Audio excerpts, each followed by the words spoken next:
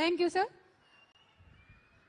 Vision అంటే ఇతనేగా, అభివృద్ధి అంటే ఇతనేగా, కష్టజీవుల కరచాలనంలో జగత్తుకంతా కొత్త వెలుగులు వస్తాయి అని నమ్ముతూ, పేదల సేవలో అంటూ ముఖ్యమంత్రి అయి కూడా సాక్షాత్తు వారి ముంగిటికి వచ్చి వారి కష్టాలను కన్నీళ్లను చూసి వారి సమస్యలకు సత్వరమే అక్కడే పరిష్కారం ఇవ్వడానికి ఈరోజు మన గ్రామానికి విచ్చేసిన గౌరవ ముఖ్యమంత్రి గారికి ధన్యవాదాలు తెలియజేస్తూ వారి అద్భుతమైన స్ఫూర్తిదాయకమైన ప్రసంగం ఇవ్వాల్సిందిగా వారిని సవినయంగా కోరుకుంటూ ఉన్నాము. Please sir.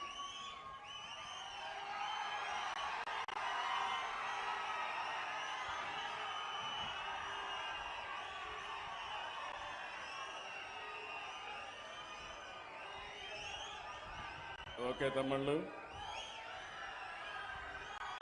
అందరికీ నమస్కారాలు. ఈరోజు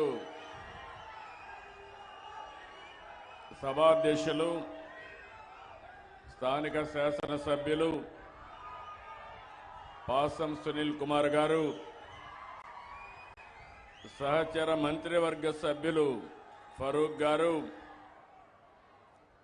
సహచర మంత్రివర్గ సభ్యులు నారాయణ గారు,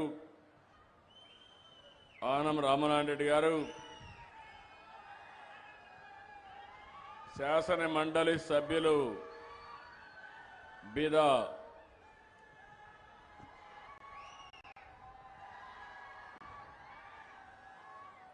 మస్తాన్ రావు గారు వచ్చినట్లేరు, బీదా రవిచంద్ర గారు, గౌరవ పార్లమెంట్ సభ్యులు వేమిరెడ్డి ప్రభాకర్ రెడ్డి గారు, కలెక్టర్ శుక్లా గారు, ఈరోజు వేదిక పైనటువంటి బంగారు కుటుంబాలు ఉన్నాయి, అదే మరి పింఛన్దారులు కూడా ఉన్నారు. వారందరికీ పేరు పేరున మనస్ఫూర్తిగా నమస్కారాలు, అభినందనలు, శుభాభినందనలు. ఈరోజు మీ ఉత్సాహం చూస్తూ ఉంటే, మీ అభిమానం చూస్తూ ఉంటే మా కష్టాన్ని మేము మర్చిపోతున్నామని విజ్ఞప్తి చేస్తున్నాను.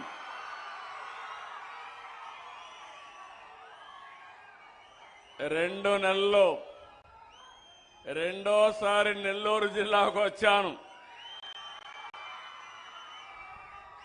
మేలో మత్స్యకారుల సేవలో వచ్చాను. ఈరోజు మళ్ళీ పేదల సేవలో ఈ కార్యక్రమంలో మీ జిల్లాకు వచ్చాను. పొన్నపవారిపాళెం ఇప్పుడే ఎమ్మెల్యే గారు చెప్పారు, ఈ ఊరికి రోడ్డు వేసింది, బస్సు కూడా తెప్పించిన పార్టీ ఎన్డీఏ. అవునా కాదా? మీరు ఒక్కసారి ఆలోచించుకోవాలి.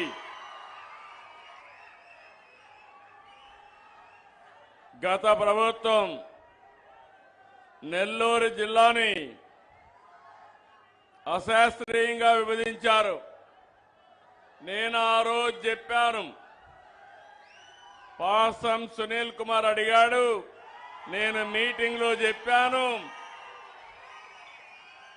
మళ్ళీ గూడూరుని నెల్లూరులో చేరస్తామని చెప్పి మాట నిలబెట్టుకున్న ప్రభుత్వం